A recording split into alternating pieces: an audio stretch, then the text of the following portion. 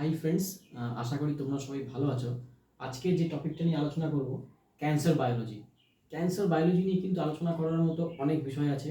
ক্যান্সারের চরিত্র কী, ক্যান্সার কী করে হচ্ছে, কীভাবে হচ্ছে, ইত্যাদি ইত্যাদি অনেক কিছু টপিকস আছে। একদিনে সবগুলো কভার করা পসিবল নয়। আজকে একটা ব্রিফ ইন্ট্রোডাক্টরি সেশন করি ক্যান্সারের উপরে। এই ক্যান্সার জিনিসটা আসলে কি, কোন কোন প্রপার্টিজ একটা ক্যান্সার সেলের মধ্যে থাকে, কিভাবে একটা সেল, নর্মাল সেল ক্যান্সার সেলের থেকে আলাদা হয়, এই বেসিক যে জিনিসগুলো সেগুলো সম্পর্কে আমরা আলোচনা করি। এই টপিকটা কিন্তু খুব ইম্পর্টেন্ট যে কোনো পরীক্ষার জন্য, তাতে সেটা কোনো কম্পিটিটিভ এক্সাম হোক, তাতে সেটা নিট হোক, তাতে সেটা বোর্ড এক্সাম হোক, এনি এক্সাম, ক্যান্সার বায়োলজি কিন্তু খুব গুরুত্বপূর্ণ। ক্যান্সার জিনিসটা আসলে কি, দেখো আমাদের গোটা বডিটা মূলত একদম মাইক্রো লেভেলে যদি চাই, তাহলে অসংখ্য অসংখ্য কোষ নিয়ে গঠিত। কোষের মধ্যে থাকছে জেনেটিক মেটেরিয়াল, ডিএনএ, আরএনএ ইত্যাদি। তো মূল যেটা বেস সেটা কিন্তু হলো কোষ। আমরা যখন সুস্থ থাকছি তখন আমাদের বডিতে সমস্ত যে সেলসগুলো আছে সেগুলো কিন্তু সুস্থ, সেই সেলসগুলো নর্মাল সেল। কিন্তু বিভিন্ন কারণে, জেনেটিক কারণে হতে পারে, এনভায়রনমেন্ট কারণে হতে পারে, বিভিন্ন কারণে যখন একটা নর্মাল সেল বা একটা সুস্থ কোষ যখন তার কিছু সার্টেন প্রপার্টিকে হারিয়ে ফেলবে এবং অ্যাবনর্মাল আচরণ করবে, তখনই সেই সেলগুলোকে আমরা বলবো ক্যান্সার সেল। সেই অ্যাবনর্মাল যে আচরণ সেগুলো কিন্তু কিছু স্পেসিফিক আচরণ হতে হবে। যেমন ধরে নাও, একটা সুস্থ আমাদের যে দেহ কোষ, সেটা নির্দিষ্ট সময়ে ধরে প্রলিফারেট করছে, নিজেকে কোষ বিভাজন করছে, সেখান থেকে নতুন নতুন কোষ তৈরি হচ্ছে, কিন্তু নির্দিষ্ট একটা সময়ের পর সেই কোষটা কিন্তু মরে যাচ্ছে। ক্যান্সার সেলের ক্ষেত্রে কিন্তু এই প্রবলেমটাই হয়। একটা ক্যান্সার সেল বলতে পারো অমর, অর্থাৎ এই ক্যান্সার সেল কোনোদিন কিন্তু মরে না, তার মৃত্যু হয় না, এবং একটা ক্যান্সার সেল ডিভিশন করেই যায়, ডিভিশন করেই যায় এবং ডিভিশন করেই যায়। তো এরকম কিছু ক্যান্সার সেলের চরিত্র থাকে।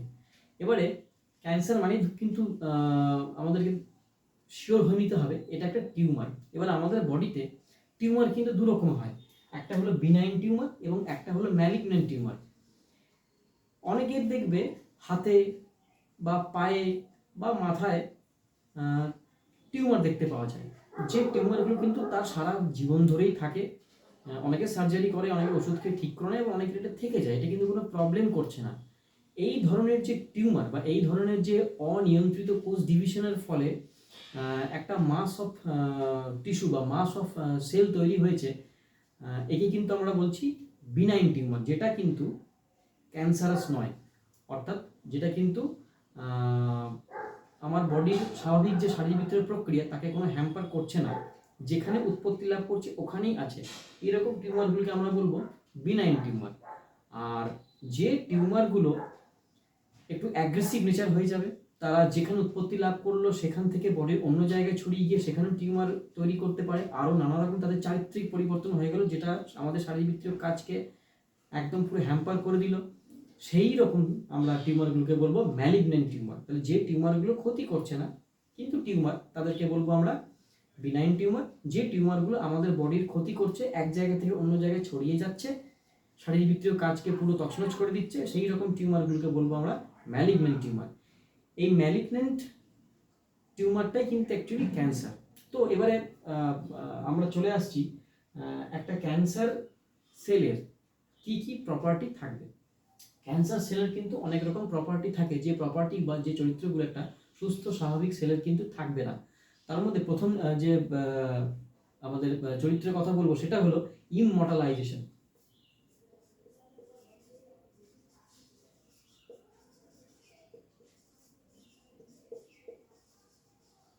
ইমমর্টালাইজেশন শব্দের মানে হলো অমর, ঠিক, এর কোনো মৃত্যু নেই।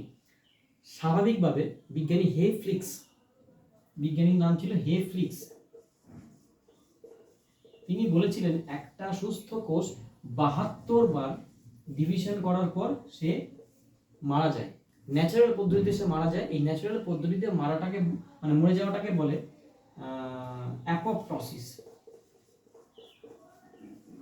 বা program cell death, programmed cell death. এটা কিন্তু একটা সুস্থ কোষে দেখতে পাওয়া যায়। কিন্তু যদি কোষটা ক্যান্সার কোষে পরিণত হয়ে গেছে, অর্থাৎ ওই কোষটার মধ্যে একটু জেনেটিক মডিফিকেশনের ফলে কোষটা ক্যান্সারে পরিণত হয়ে গেছে, ক্যান্সার সেল হয়ে গেছে, সেটা কিন্তু এই রুলকে মানবে না। অর্থাৎ সে ডিভিশন করেই যাবে, ডিভিশন করেই যাবে এবং ডিভিশন করেই যাবে, এবং তার থেকে সেল উৎপন্ন হতেই থাকবে, হতেই থাকবে, হতেই থাকবে, এবং সেটা টিউমারে পরিণত হয়ে যাবে। প্রথম হলো তাহলে ইমমর্টালাইজেশন। নেক্সট, ইমমর্টালাইজেশনের পর আমরা যে নেক্সট চরিত্রে চলে আসবো, সেই চরিত্রটার নাম আমি বলবো, এটাকে আমি অ্যারো দিয়ে দেখাচ্ছি। নেক্সট যে চরিত্র, সেই চরিত্রটা হবে ইনভ্যাসিভনেস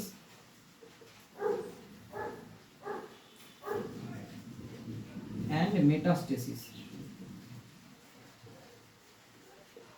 এই ইনভ্যাসিভনেস আর মেটাস্টেসিস শব্দটা মানে কি? মেটাস্টেসিস শব্দটা মানে হলো এক জায়গা থেকে অন্য জায়গায় মুভ করা। মানে ধরো একটা ক্যান্সার সেল এখানে আছে, সুস্থ স্বাভাবিক কোষ কিন্তু এইখানেই থাকবে, কিন্তু সেলটা যদি ক্যান্সার সেলে পরিণত হয় তবে সে শরীরের এক জায়গা থেকে অন্য জায়গায় চলে যাবে। একটা উদাহরণ দিয়ে বোঝাই, ধরো কারু লিভার ক্যান্সার হয়েছে, মানে লিভারের যে কোষগুলো, সেই কোষগুলো ক্যান্সারে রূপান্তরিত হয়ে গেছে ক্যান্সার সেলে, সেই কোষগুলো কিন্তু লিভারে আর টিকে থাকবে না। সে তার পার্শ্ববর্তী যে টিস্যু বা শরীরের দূরবর্তী স্থান, হতে পারে লিভার থেকে লাংস, হতে পারে লিভার থেকে ব্লাডার, হতে পারে লিভার থেকে আরও অন্য কোনো অর্গ্যানে বা টিস্যুতে কিন্তু সে মুভ করবে।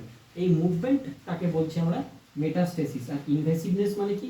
ইনভেসিভনেস কথাটা এসছে ইনভেড থেকে। ইনভেড শব্দের মানে হলো প্রবেশ করে যাওয়া। ঠিক, একটা সুস্থ কোষ কোনোদিন অন্য একটা টিস্যুতে ঢুকতে পারবে না, ওই টিস্যুর মধ্যে সে ইনভেড করতে পারবে না। ক্যান্সার সেল কিন্তু এরকম নয়। ক্যান্সার সেল কিন্তু যেখানে উৎপত্তি লাভ করেছে সেইখান থেকে মেটাস্টেসিস পদ্ধতির মাধ্যমে পার্শ্ববর্তী কোনো টিস্যুতে বা দূরবর্তী কোনো টিস্যুতে গিয়ে সেখানে প্রবেশ করে যাবে। একে বলছে ইনভেসিভনেস। এই দুটোই কিন্তু চরিত্র ক্যান্সার সেলের মধ্যে এক্সক্লুসিভলি পাওয়া যায়। মেটাস্টেসিস শব্দটা তোমরা কিন্তু খুব ভালো করে ডিনোট করে রাখবে। এবং এই টপিক দুটো বলতে বলতে আরেকটা প্রপার্টি ক্যান্সার সেলের এর মধ্যেই থাকে, সেটা হলো ক্যান্সার সেলের মধ্যে নতুন ব্লাড ভেসেল তৈরি করার ক্ষমতা চলে আসে। মানে ক্যান্সার সেল এমন কিছু গ্রোথ ফ্যাক্টর রিলিজ করে যেখানে নতুন ব্লাড ভেসেলস তৈরি হয়। এই পদ্ধতিটাকে বলা হয় অ্যাঞ্জিওজেনেসিস। অ্যাঞ্জিওজেনেসিস, এই অ্যাঞ্জিওজেনেসিস পদ্ধতির মাধ্যমে ক্যান্সার সেল নতুন ব্লাড ভেসেল তৈরি করতে পারে, যে ব্লাড ভেসেলগুলো ক্যান্সার সেলকে অতিরিক্ত নিউট্রিশন, অতিরিক্ত অক্সিজেন সাপ্লাই দেবে এবং তারা বাড়তেই থাকবে, বাড়তেই থাকবে। নেক্সট যে প্রপার্টিটা খুব ইম্পর্টেন্ট, সেটা হলো ডেনসিটি ডিপেন্ডেন্সি লস। মানে ক্যান্সার সেলের ডেনসিটি ডিপেন্ডেন্ট নয়। অর্থাৎ একটা নর্মাল কোষ, এটা দেখা গেছে যে পেট্রি ডিশের মধ্যে যদি একটা নর্মাল সেলকে রাখা যায়, একটা নর্মাল সেল কালচার করা যায়, তবে একটা সার্টেন ডেনসিটি অবধি নর্মাল কোষগুলো ডিভিশন করবে করবে করবে দিয়ে একটা সার্টেন ডেনসিটি অবধি রিচ করবে। সো সেই সার্টেন ডেনসিটিটা রিচ করার পরে কিন্তু সেই সেলগুলো আর প্রলিফারেট করবে না বা গ্রো করবে না। ক্যান্সার সেলের ক্ষেত্রে কিন্তু এই রুলটা খাটছে না। ডেনসিটি যেমনই থাকুক না কেন, ক্যান্সার সেল কিন্তু ডিভিশন করেই যাবে, ডিভিশন করেই যাবে, ডিভিশন করেই যাবে। এই রুলটাকে বলছে ডেনসিটি ডিপেন্ডেন্সি লস করে যাওয়া। নেক্সট হলো কন্ট্যাক্ট ইনহিবিশন। কন্ট্যাক্ট ইনহিবিশন মানে কি? একটা সুস্থ কোষ যখন একটু হয়তো মাইগ্রেট করে যখনই অন্য একটা কোষের সংস্পর্শে এলো, কন্ট্যাক্ট করলো, তখনই কিন্তু ওই সেলটা আর মুভ করবে না, সেই সেলটার সঙ্গে সে একটা সংযোগ স্থাপন করে নেবে। ক্যান্সার সেলের ক্ষেত্রে এরকম কিন্তু কোনো ঘটনা ঘটে না। মানে একটা ক্যান্সার সেল যদি এখানে থাকে আর এখানে যদি একটা অন্য কোষ থাকে, সে মাইগ্রেট করে মুভমেন্ট করে এর পার্শ্ববর্তী বা এর গায়ে যখনই লেগে গেল, তারপরেও কিন্তু এই ক্যান্সার সেল নিজেকে প্রলিফারেট করতেই থাকবে। অর্থাৎ নিজেকে প্রলিফারেট করা বা নিজের মুভমেন্টটাকে আটকে দেওয়া বা নিজের গ্রোথটাকে আটকে দেবে, এরকম কোনো ঘটনা ঘটবে না। এই জন্য যেগুলো ক্যান্সারাস টিউমার হয় বা ম্যালিগন্যান্ট টিউমার হয়, সেগুলোতে কিন্তু মাল্টি লেয়ার ফর্মেশন করতে দেখতে পাওয়া যায়। এটা হলো কন্ট্যাক্ট ইনহিবিশন। এই কন্ট্যাক্ট ইনহিবিশনের কথাটা বলতে বলতে আরেকটা খুব গুরুত্বপূর্ণ ক্যান্সার সেলে থাকে, যেটাকে বলা হয় anchorage dependency loss. Anchorage loss, এটাও ক্যান্সার সেলের ক্ষেত্রে দেখতে পাওয়া যায়। অ্যাঙ্কারেজ শব্দটা মানেই তোমরা বুঝতে পারছো যে কোনো একটা জায়গাকে আঁকড়ে থাকা বা ধরে থাকা। নর্মাল সেল সবসময় একটা সাবস্ট্র্যাটামের উপরে কিন্তু লেগে থাকবে, বা নর্মাল সেল কোনোদিন সাসপেন্ডেড অবস্থায় বা ঝুলন্ত অবস্থায় থাকবে না। নর্মাল সেল সবসময় একটা সাবস্ট্রেটের উপরে বা একটা সাবস্ট্র্যাটামের উপরে লেগে থাকবে, সেখানে তার শারীরবৃত্তীয় কার্যকলাপ পরিপূর্ণ করবে। ক্যান্সার সেলের ক্ষেত্রে কিন্তু এইরকম কোনো চরিত্র দেখতে পাওয়া যায় না। ক্যান্সার সেল সাবস্ট্রাটাম ছাড়াও সাসপেন্ডেড অবস্থাতেও কিন্তু থাকতে পারে এবং সেখান থেকে তারা কিন্তু প্রলিফারেট করতে পারে। এইগুলো হলো মোটামুটি ক্যান্সার সেলের খুব গুরুত্বপূর্ণ কিছু চরিত্র। এই চরিত্রগুলো তোমরা আশা করি ভালো করে বুঝলে। এই চরিত্রগুলো তোমরা কিন্তু মনে রাখবে। যদি বুঝতে কোনো অসুবিধা হয় কমেন্ট করবে। আমি অন্য একটা ক্লাসে যখন ক্যান্সার বায়োলজি নিয়ে আরও ডিটেলসে পড়াবো তখন আমি বলবো।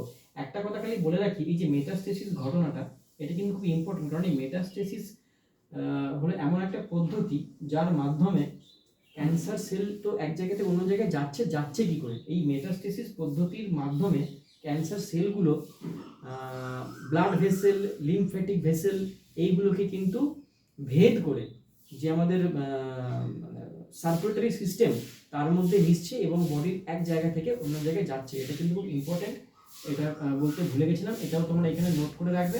আর একটা প্রপার্টি বলে রাখি ক্যান্সার সেলের, ক্যান্সার সেল কিন্তু আর নর্মাল যে সেলগুলোর থেকে বেশি পরিমাণে প্রোটিওলাইটিক এনজাইম, প্রোটিয়েস টাইপের যে এনজাইমগুলো আছে, প্রোটিওলাইটিক এনজাইম বেশি করে ক্ষরণ করে। কারণ যখন ওর মধ্যে ইনভেসিভনেস চরিত্রটা দেখতে পাওয়া যাবে ক্যান্সার সেলের মধ্যে, ন্যাচারালি ওকে প্রোটিওলাইটিক এনজাইম বেশি করে বার করতে হবে। প্রোটিওলাইটিক এনজাইম কাজ কি? একটা ক্যান্সার সেল সে যদি প্রোটিওলাইটিক এনজাইম রিলিজ না করে, তাহলে সে যখন অন্য টিস্যুর ভেতরে ঢুকবে তখন কিন্তু সে মুশকিল ফেস করবে। কারণ এই প্রোটিওলাইটিক এনজাইমগুলোই অন্য টিস্যুর সেলের বা সেই টিস্যুটার যে আউটার সারফেস সেটাকে কিন্তু ডাইজেস্ট করে দেয়, গলিয়ে দেয়, এবং এর ফলেই ক্যান্সার সেলগুলো অন্য টিস্যুতে ঢুকে যেতে পারে। তাহলে প্রোটিওলাইটিক এনজাইম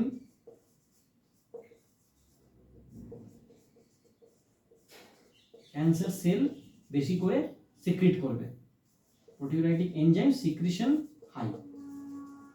এইটাও ক্যান্সার সেলের একটা কিন্তু খুব বড় চরিত্র। এছাড়াও ক্যান্সার সেলের আরও অনেক চরিত্র আছে যেগুলো পরবর্তী ক্লাসে তোমাদেরকে যেমন বললাম সেরকম পড়াবো। থ্যাংক ইউ ভেরি মাচ, ভালো থেকো। চ্যানেলটাকে ভালো লাগলে লাইক, শেয়ার, সাবস্ক্রাইব অবশ্যই করো। আরও ভালো ভালো টপিক কিন্তু আসবে।